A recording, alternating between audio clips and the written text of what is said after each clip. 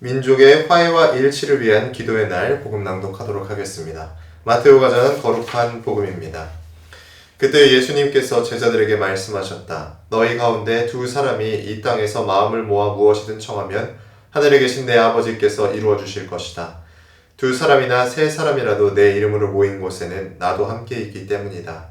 그때 베드로가 예수님께 다가와 주님, 제 형제가 저에게 죄를 지으면 몇 번이나 용서해 주어야 합니까? 7번까지 해야 합니까? 하고 물었다.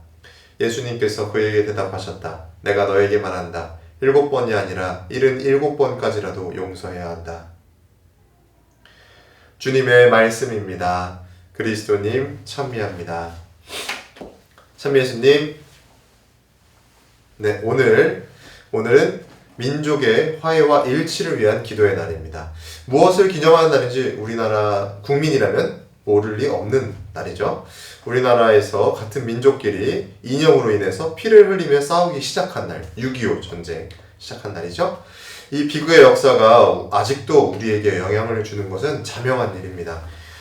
이제 시간도 많이 흘렀으니 그냥 잊고 말아버리는 일이 아닙니다. 저희 할아버지께서도 6.25 참전 용사셨습니다. 이 전쟁통에 군대에 입대를 하셔서 대위에서 이등병에서 대위까지 올라가셨습니다. 군대를 갔다 온 사람들은 알겠지만 이 이등병에서 대위까지 올라가는 게 상상할 수 없는 일입니다. 왜냐하면 이 병사가 장교로 진급한다는 것은 오늘날에는 불가능하기 때문이죠. 병사로 들어가서 병사로 2등병, 1병, 상병, 병장, 그 다음에 부사관으로 갈 수 있어요. 하사, 중사, 상사 이렇게 갈 수는 있어요. 그런데 이 소위로 가거나 이런 것들은 다시 시험을 보고 장교로 임관을 해야 가능한 건데 그마저도 쉽지 않습니다. 보통 그 나이대가 비슷한 때에 가야 되기 때문에 어렵죠. 거의 불가능하다고 보면 됩니다.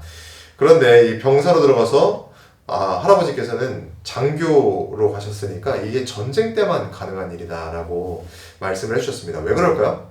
전쟁 때 장교들이 제일 많이 죽잖아요. 장교들은 먼저 죽일 거 아니에요. 전쟁이 나면. 그렇기 때문에 장교들이 없기 때문에 진급이 계속 아래 계급이 올라가는 거예요.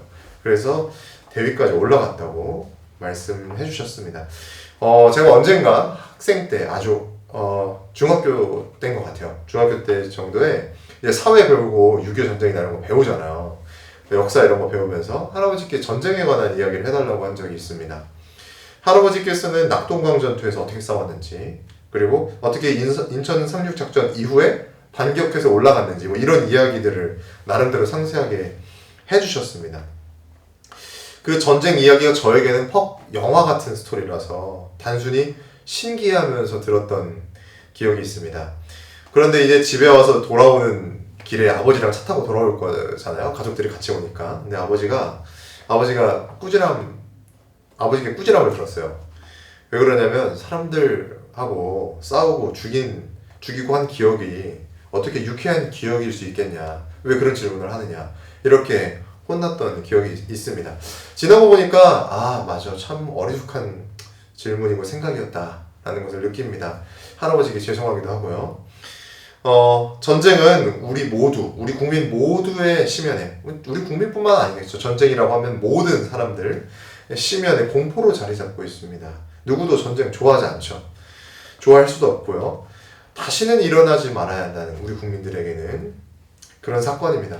제가 군대에 있을 때, 지금도 그렇게 가르치는지는 모르겠지만, 군대에서는 이렇게 안보관이라고 해서요, 우리 안보 정신, 이런 것들도 배우고, 이렇게 여러 가지를 배워요. 국가관이나 이런 것들을 배우는데, 거기에서, 이 안보관, 국가관 이런 거 배울 때, 우리의 주적은 누구다 이런 것들을 가르쳐 주거든요. 우리의 주적은 북한에 있는 북한 전부라고 가르쳐 주지 않아요. 제가 배웠을 때까지만 해도요.